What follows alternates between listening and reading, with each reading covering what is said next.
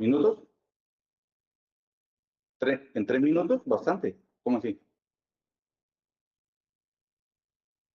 Muy buenos días para todos. Mucho gusto. Mi nombre es Carlos Andrés Buenahora Ballesteros.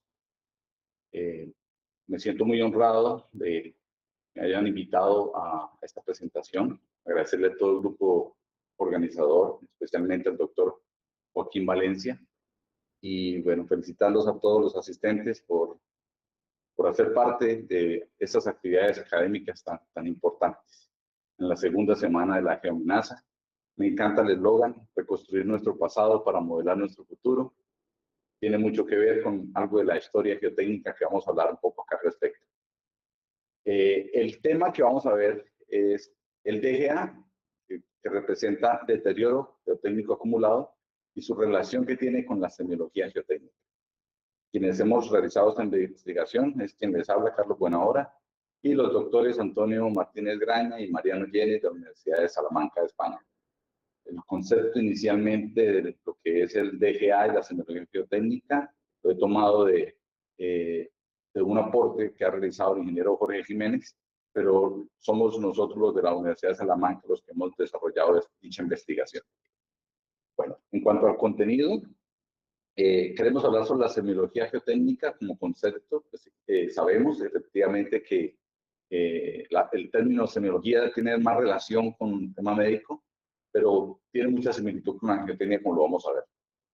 Para cualquier investigación, para cualquier trabajo o para pensar en proponer una obra, es necesario pues contar con un problema geotécnico, y vamos a hablar un poco al respecto de esto, y su relación que tiene con el concepto del deterioro geotécnico acumulado, que ya como mencionamos, en adelante será DGA. Hay que hablar un poco de los antecedentes, porque los antecedentes de algunas historias, de algunos eventos que se han presentado en Colombia, y especialmente en la zona de Zamora Norte de Santander, en el municipio de Toledo, pues nos generan la base fundamental para poder poner en contexto este concepto del DGA. Cuando se habla de ya hacer un diagnóstico, pues hay que pensar en una solución, ¿cierto? Y efectivamente en su efectividad. Y lo que decía ahorita, que estamos muy relacionados, el eslogan del evento es justamente con esto de la historia geotécnica y la importancia que tiene para poder generar proyecciones en el tiempo y poder predecir a tiempo los deslizamientos. Entonces, como les mencionaba, la semiología médica, ¿qué hace? Pues los médicos estudian al paciente, ¿cierto? Sus síntomas, hacen un diagnóstico, miran sus signos, hacen un diagnóstico y luego hacen una intervención, bien sea a través de una cirugía o a través de medicación.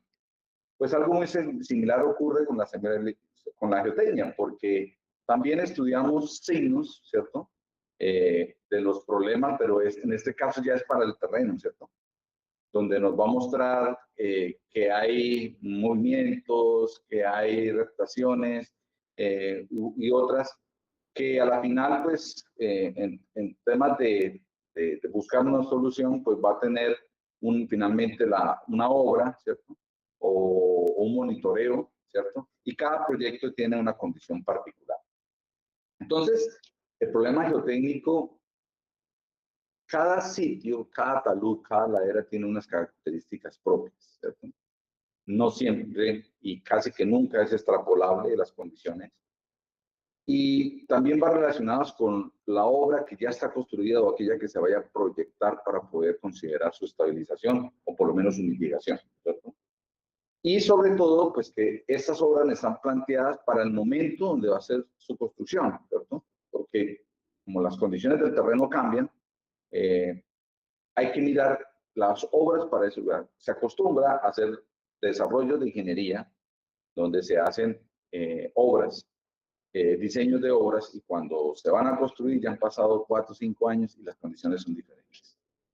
El problema geotécnico se puede identificar ya sea cuando, primero, cuando las condiciones del terreno requieren una modificación para adaptarlas a las condiciones de una obra.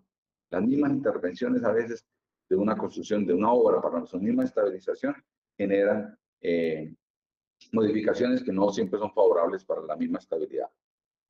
Por otro lado, también cuando se han hecho intervenciones sobre la ladera para efectos de construcción de infraestructura.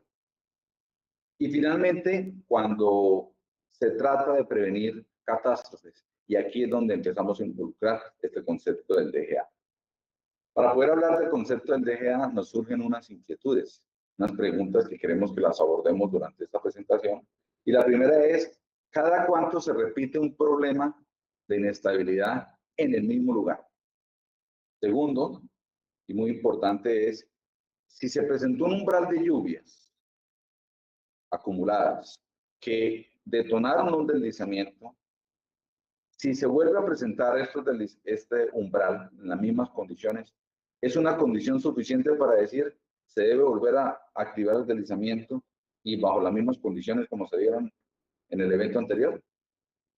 Tercera pregunta es, ¿los materiales que componen un talud o una ladera antes de ocurrir la falla o previo tiempo de la ocurrencia de la falla han perdido resistencia? Y finalmente, bueno, ocurre el deslizamiento y ¿qué? ¿Se recupera? Vamos a mirar un poco al respecto. Antes de eso, queremos hablar de los antecedentes. En Colombia, como es de conocimiento de todos ustedes, tenemos una geología muy compleja, unos procesos morfodinámicos muy complejos también. Y, por ejemplo, para el caso en la vía Bucaramanga-Barranca Bermeja, hacia el año 2010 se presentó un deslizamiento que afectó, prácticamente borró 3 kilómetros de vía, ¿cierto? Nos dejó incomunicados todo lo que fue Bucaramanga. Y, sin embargo, hacia el año 2025 se presentaron una lluvia similar o incluso un poco mayor. Comparamos las 24 horas de 2010 con la de 2025, la de 72 horas, 7 días, 30 días, y todo eso acumulado. Sin embargo, a pesar de ser superior, no se volvió a presentar los deslizamientos. Otro caso es el de Toledo, norte de Santander, en el corregimiento de San Bernardo. Decía el periodista en su momento, a San Bernardo se lo quiere tragar el agua. Dice que las autoridades municipales no habían podido establecer cuántas víctimas había dejado la lluvia. Como ven ustedes aquí, es un corregimiento. Y a la entrada del corregimiento, pues se presenta este gran deslizamiento que elimina la banca de la vía que transitaba por esta zona. Completamente se pierde. Afectó 22 viviendas. El tramo afectado fueron 300 metros. Dice el periodista, dejó un hueco de 30 metros de altura, ¿cierto? Al igual que este sitio, se presentaron alrededor en la zona más de 40 sitios de deslizamiento, lo cual generó un hito de alarma en que era necesario empezar a hacer unos estudios y empezó a coincidir con que el Servicio Geológico Colombiano empieza a emitir unas metodologías que hoy en día pues estamos utilizando y que realmente son un elemento fundamental para lo que se está realizando a nivel de país. Se hizo, bueno, la decisión que hacemos, nos vamos por otro lado, no es muy sencillo tomar esas decisiones, pues hicieron una reconformación sobre la misma zona de deslizamiento y hacia el año 2021 se presentan nuevamente unas lluvias incluso superiores en umbral que las del 2015 y a pesar de que la vía fue reconformada incluso sin hacer obras de contención, a hoy, 2026, la vía está funcionando. Hacia la misma zona, pero ya en el año 2021, 6 años después, se presenta unos deslizamientos, por lo menos en la zona de Zamoré, 4 kilómetros de ladera, era la longitud del deslizamiento. En la zona de Río Negro fue un tramo de 200 metros, afectó un gasoducto, generó la pérdida de la banca, incendio que afectó estos vehículos.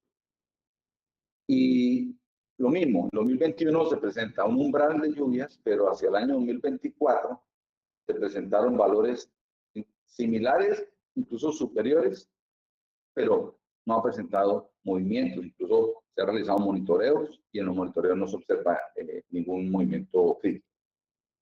Estamos hablando de esto. Esta es la zona de Zamoré, tenemos un deslizamiento A, B, C, D. El desorden en las letras tiene su sentido y es porque en la zona D ya había ocurrido un deslizamiento 2 años antes y se había hecho unas intervenciones, y aquí es donde hablamos al principio de la importancia y la eficiencia de las obras, porque si bien esta zona presentaron grietas, pero la construcción de las obras evitó que se presentaran los deslizamientos de las mismas magnitudes que se presentaron las letras A, B y C.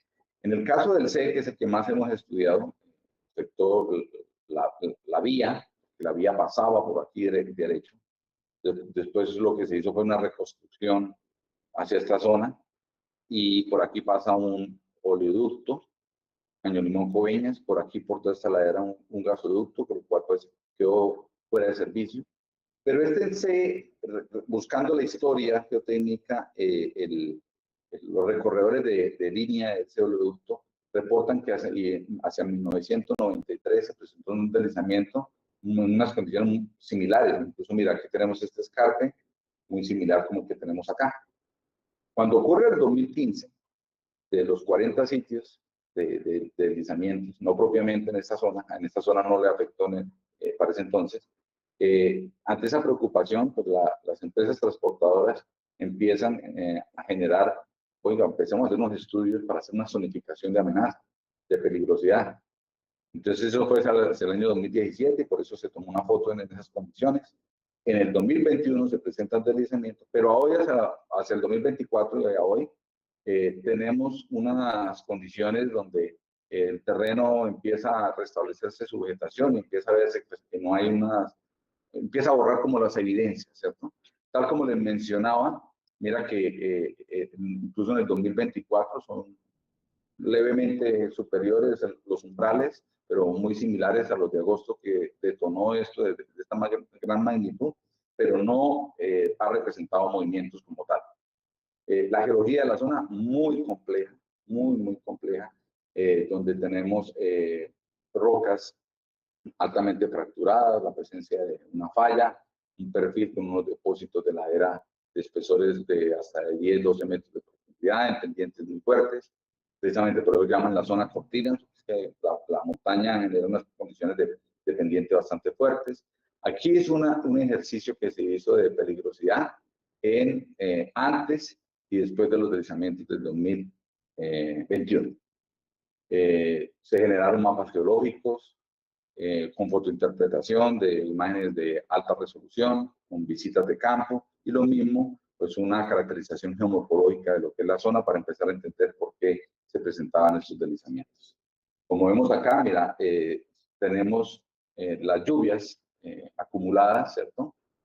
Donde podemos ver que para el 2015 que se generaron los deslizamientos de los 40 en la zona alrededores, tienen unos valores importantes. Hacia el 2021 que generó la falla de estos taludes que estamos hablando, 2.790 el acumulado de 30 días, y hacia 30 de mayo del 2024, pues mira que es un valor levemente mayor, pero como podemos ver aquí, los desplazamientos hacia el 2021 generó decenas de metros de desplazamiento de la masa movida, pero a la fecha, en el 2024, y lo que hemos seguido monitoreando, no supera más allá de los 12 centímetros los mojones que tenemos de control.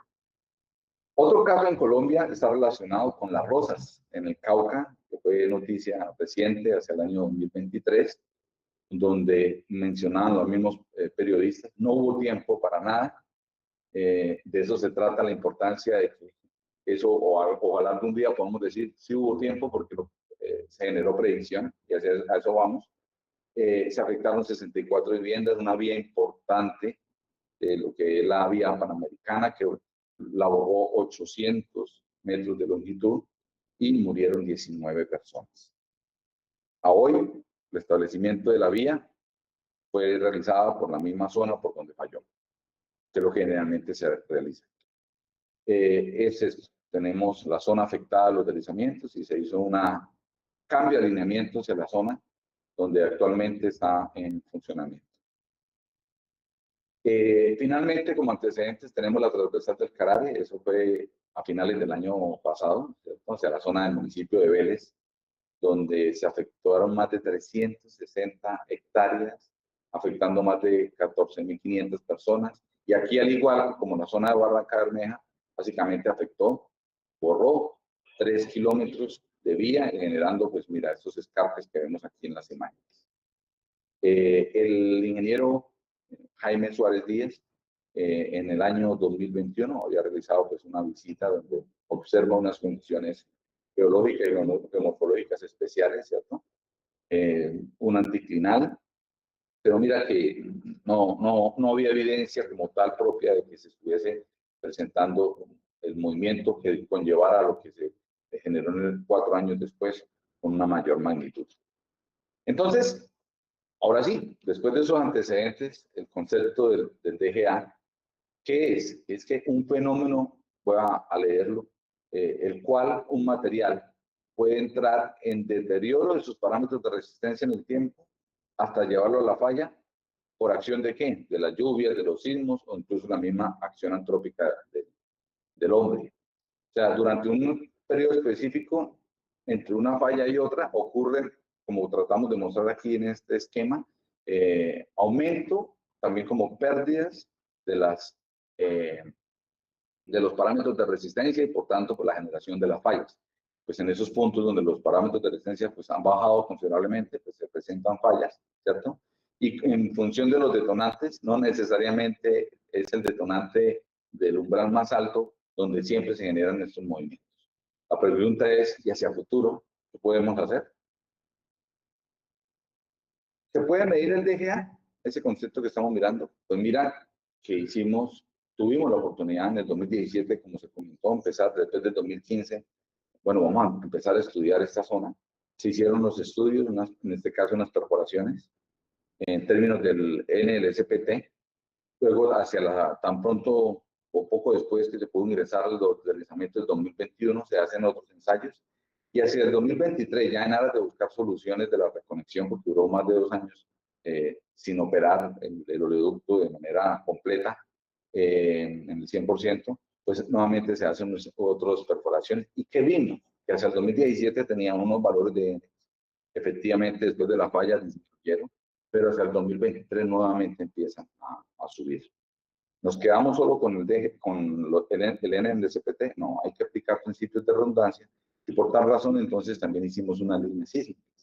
Hacia el año 2017, a nivel subsuperficial, antes de ocurrir la falla 2021, se observan que hay valores superficiales de 218 metros por segundo. Hacia el año 2021, después de la falla, que pudimos ingresar, no fue inmediato, tuvo que pasar algunas semanas, fueron 170 metros por segundo, hubo una disminución importante. Pero luego, hacia 2023, cuando fuimos a buscar la posible solución, nos dimos cuenta que ya iba recuperándose. ¿Hasta cuánto? Bueno, de eso se trata el tema del monitoreo. Entonces, a nivel de velocidades de onda de corte con las líneas sísmicas, empezamos a encontrarnos hallazgos que empiezan a apoyar, a darle validez también al del SPT.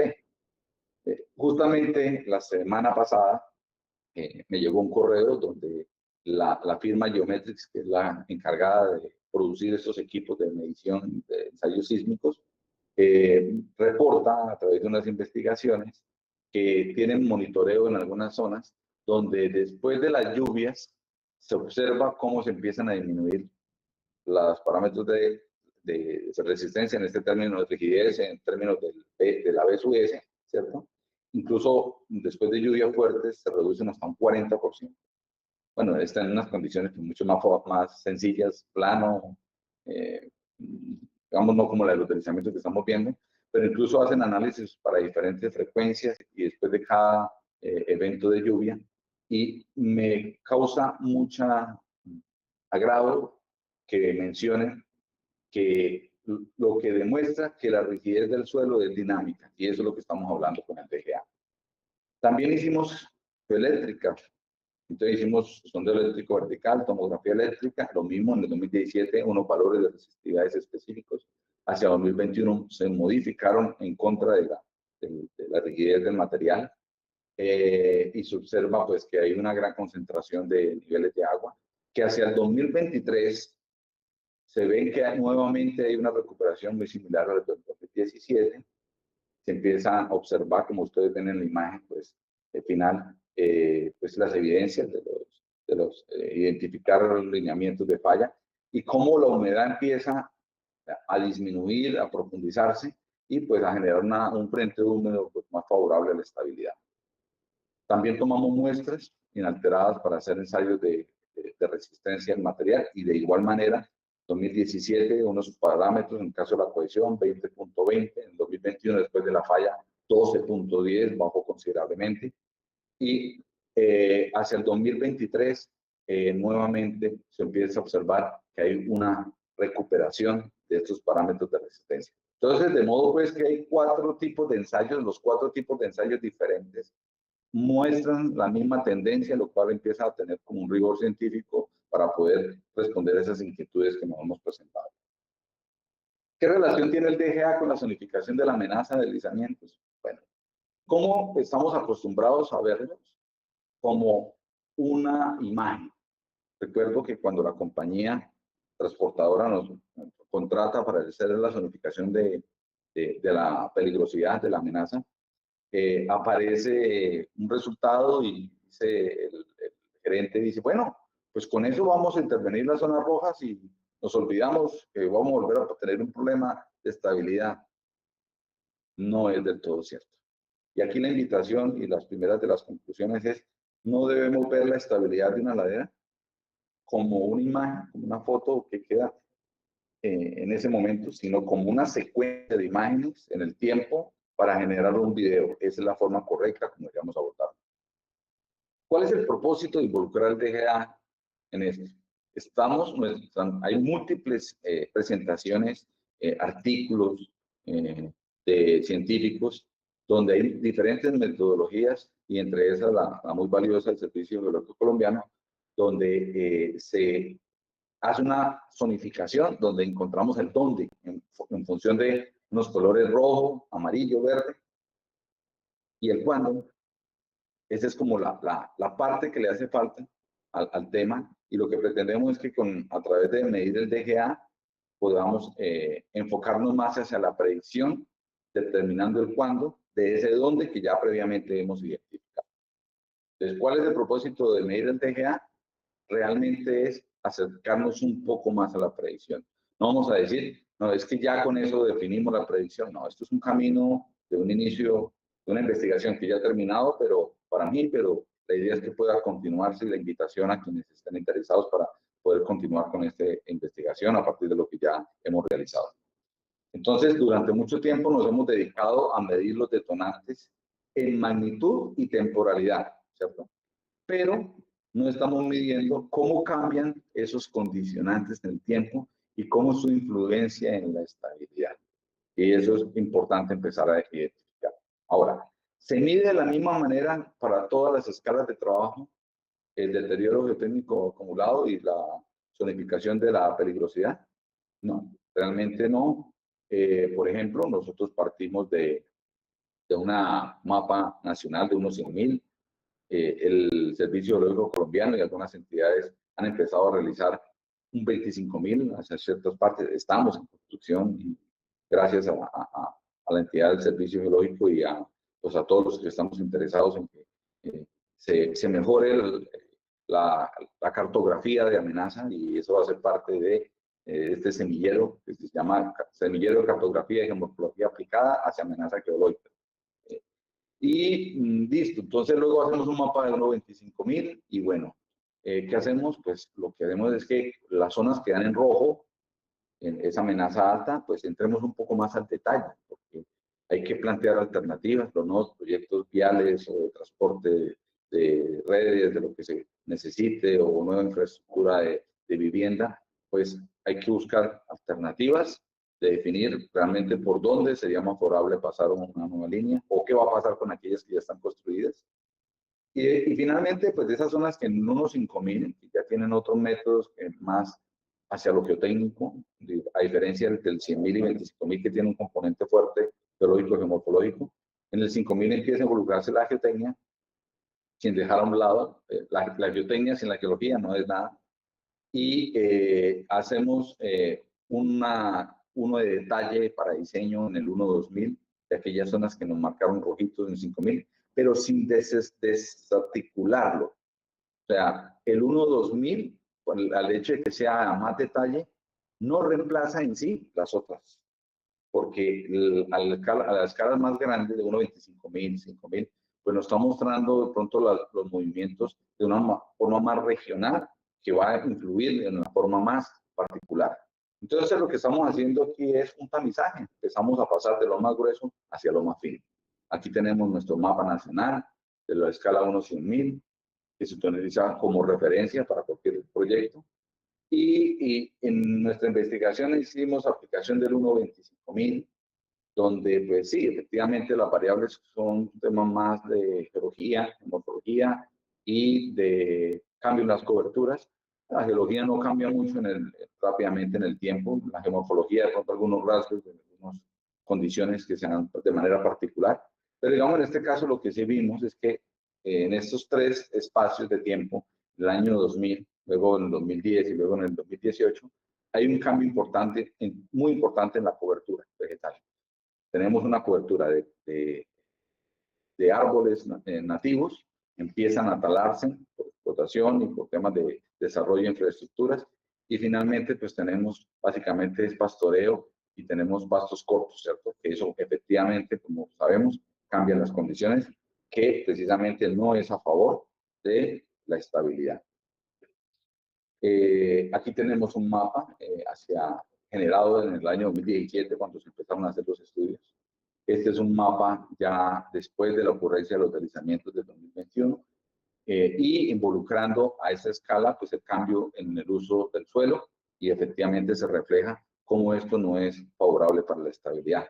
Se utiliza pues el concepto del método del Servicio Geológico Colombiano para la evaluación de esa peligrosidad y esa zonificación, pero se empiezan a involucrar conceptos como el DGA para poder cambiar de esa imagen, de esa foto, a ese video y poder mirar de qué manera nos acercamos a la predicción. Luego de esas zonas que nos dieron en rojo, pues que estamos hablando que ese estudio eran 338 kilómetros por una franja de 1 kilómetro, eran 338 kilómetros cuadrados, pues a todos no se le puede hacer estudios detallados porque los recursos pues no alcanzarían. Entonces empieza a hacer ese tamizaje y pues en las zonas donde marcó rojo, amenaza alta en la escala 1/25.000, pues entonces nos concentramos en pasar la siguiente escala, que era una 5.000. ¿Y cómo lo hacíamos? Pues haciendo unos modelos con el mismo imágenes generadas, donde obtuvimos topografía, donde hicimos exploraciones, sacamos unos parámetros.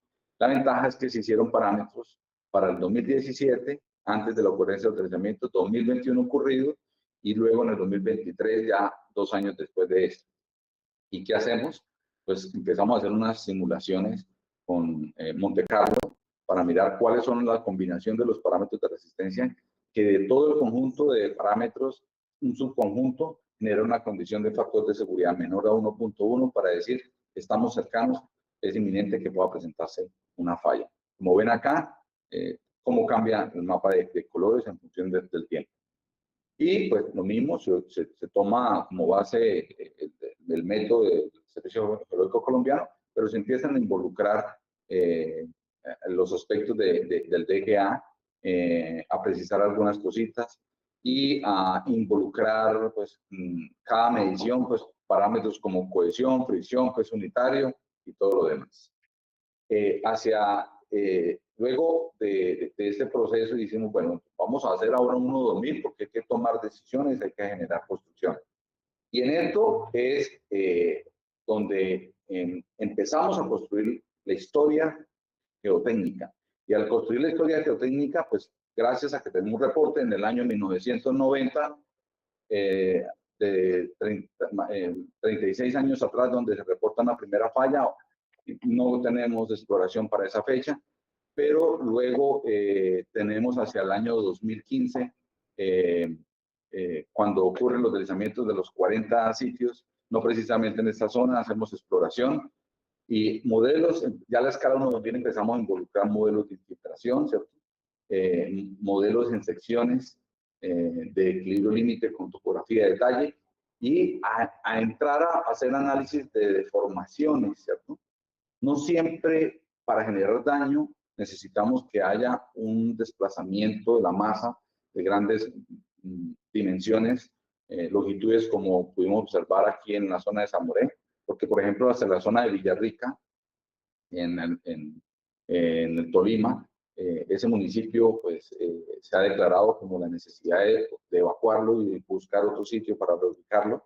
Y si uno observa, pues en sí no es que haya una masa completa de desplazamiento, sino lo que tenemos son unas deformaciones del terreno, pero que efectivamente han generado pues el colapso, la falla de vías y de infraestructura de redes y de viviendas, ¿cierto? Entonces, empezamos con la historia a tener en cuenta cómo es el comportamiento en el tiempo, a cómo ver por qué si hay lluvias en los detonantes que debería haberse presentado la falla no se presenta. Y vamos en el 2024 cuando se hizo la última medición. Y ahora la pregunta es, bueno, ¿y cómo hacemos hacia el futuro? Pues es conseguir construyendo la historia, aplicar el concepto del deterioro geotécnico acumulado, controlar ese factor de seguridad con métodos como pues, estar haciendo muestreo o incluso como mostró el proveedor de los equipos, es dejarlos instalados en ciertos lugares para que constantemente vaya tomando la información. Se hacen modelos de infiltración, porque esto a este nivel de escala 1-2000 ya es importante mirar qué tanto por esa lluvia puede llegar a infiltrarse, cómo va cambiando la permeabilidad, que también es un parámetro muy importante, y cómo cambian los parámetros y las probabilidades de falla, de ocurrencia de estos problemas. Ahora, finalmente, pues hay que buscar una solución, ¿no? Dice el doctor Carlos Eduardo Rodríguez Pineda, mi profesor, decía, hay sitios en Colombia donde nos hemos encargado de estudiarlo todo en una vida, pero no de estabilizarlo. Hay razones, porque hay movimientos que son tan grandes que no es propiamente estabilización. Por ejemplo, desde allá donde estamos hablando de Zamoré, mira la cantidad de caissons de las longitudes de hasta de 30 metros separados, prácticamente pegados unos con otros, y con un costo muy, muy alto, digamos, económicamente no es viable, y para poder lograr cumplir unos factores de seguridad. En vista de la magnitud de las obras, pues empezamos a decir, oiga, no, pues ya no es posible, luego tenemos que convivir con el problema y muchas veces nuestros estudios conllevan a tomar ese tipo de decisiones. Para poder restablecer después de 2 años de que no había operación total del oleoducto, pues dijimos, pues evitar que el terreno se mueva, no lo podemos hacer, pero metamos la tubería del oleoducto dentro de una camisa para que sea la camisa la que se mueva y pues que tenga una holgura importante para que tenga un periodo de tiempo para poder moverse de manera libre. Eso se construyó hace prácticamente ya 3 años. A hoy, pues, a pesar de las múltiples lluvias y de gran magnitud que se presentan en la zona en cuanto a sus detonantes, no son, ha sido funcional y pues el DGA como concepto, cuando dije, el transportador dijo, bueno, ¿y qué hacemos? ¿Podemos o no podemos rehacer la línea prácticamente por donde estábamos o por el mismo deslizamiento? Yo, pues si hacemos caso a la historia que estábamos construyendo, de que prácticamente tiene que pasar una gran cantidad de tiempo mientras se pierde, se deteriora, se recupera, pues hagámoslo y como comentamos, los desplazamientos son de órdenes de menos de 20 centímetros, por tanto ha sido funcional con la medida, digamos, paliativa que se tomó. Ahora, cuando la condición es tan compleja, empieza a decir, oye, pero ¿por qué esta zona sufre tanto? Y es aquí donde es importante involucrar la geología estructural. El doctor Francisco Velandia, eminencia en geología y también de la UIS, con mucho honor, había identificado un tensor de esfuerzos, pues, en el cual nosotros fuimos a campo y tomamos también nuevamente otros datos, otras evidencias. En las perforaciones vimos unos espejos de falla que también fueron representados a través de las geofísicas, tanto de la sísmica como de las tomografías eléctricas. Y al hacer pues, el ensayo con todos los datos estructurales, efectivamente se valida que existe un tensor de esfuerzos y una corriente de agua de corrientes de agua de gran cantidad de volúmenes que afecta la estabilidad. La vía, este es un concepto como una panorámica. Por aquí pasaba el gasoducto, este es el deslizamiento número C. Aquí tenemos por donde pasaba el oleoducto y donde también nuevamente se vuelve a utilizar el desvío de la vía porque la vía pasaba por este lado y hacia la escala 1-2000. Entonces empezamos a buscar cómo lo que tenemos de la zonificación, cómo involucrar modelos de infiltración, como dijimos, constantemente estar haciendo ensayos de estabilidad, medir deformaciones con el monitoreo, para al final generar una alerta donde se den las condiciones que nos avisen cuando los parámetros están, el terreno está listo para fallar en una posible nuevo detonante y para declarar una emergencia o en su caso, si es viable, pues entrar a hacer una proyección de obras. Esta zona también tiene una condición muy especial y es que tiene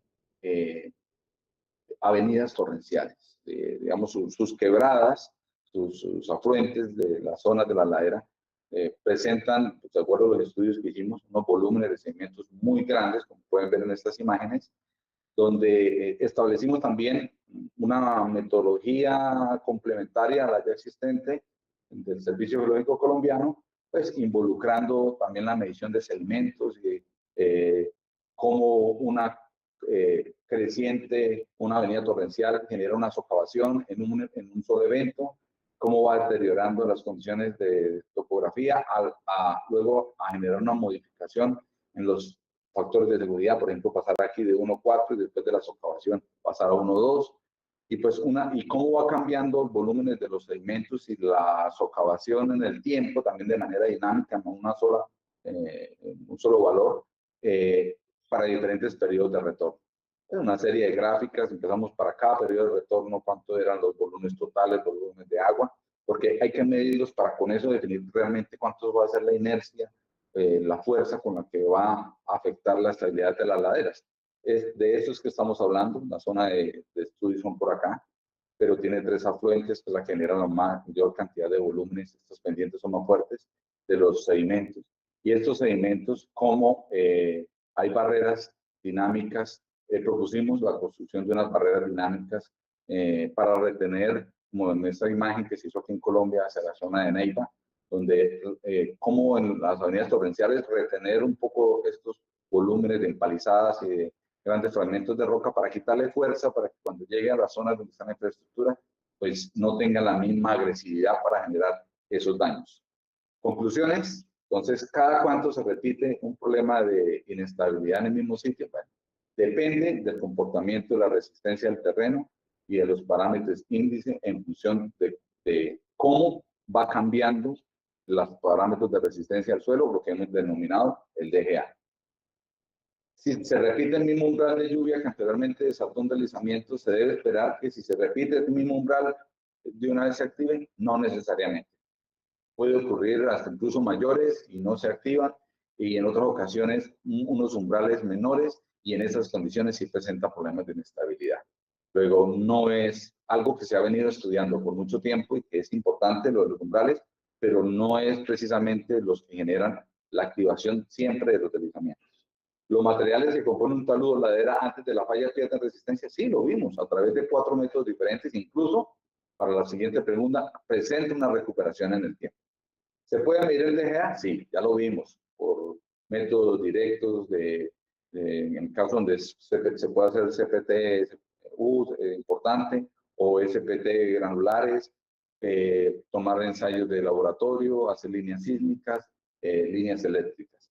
¿Se determina de la misma manera para cada escala de trabajo? Ya vimos que no. La misma Servicio Geológico Colombiano presenta un método diferente para cada escala, y pues nosotros al involucrar el DGA, pues empiezan también a ver cómo que el DGA se mide de una manera diferente para cada escala. Y finalmente, ¿por qué es importante el DGA? Pues para acercarnos hacia la predicción de los deslizamientos. A la final es eso, queremos avisar que hay que evacuar, que hay que cerrar una vía, que hay que en una represa tomar decisiones a tiempo, en caso de un oleoducto y gasoducto cerrar válvulas para evitar contaminaciones o generación de explosiones. Hay que hacer monitoreos topográficos, involucrar procesamiento de imágenes INSAR, inclinómetros, piezómetros y extensómetros. Finalmente, como parte de esta investigación, como ya he construido una historia con un algoritmo que se hizo de aprendizaje automático y involucrar un poco la IA, pues hicimos un aplicativo donde que se puede ir actualizando, pero que nos va a determinar para cuándo se puede volver a presentar una falla, y lo que nos muestra es que más o menos hacia el año 2033 se esperaría que se presente una nueva falla. Bueno, esto es solo un inicio de una predicción en la cual es importante seguir generando. Bueno, lo dejo acá porque ya se nos acabó el tiempo, y muchas gracias a todos por su atención, y espero que haya sido de su agrado y que podamos seguir contando con más especialistas, con más estudiantes, con más consultores, constructores que ayuden cada vez más a acercarnos hacia la predicción. Muchas gracias, disculpa por no haber podido llegar, pero hay condiciones que ustedes conocen del tema de los paros que están generando que no sea probable. Muchas gracias para todos.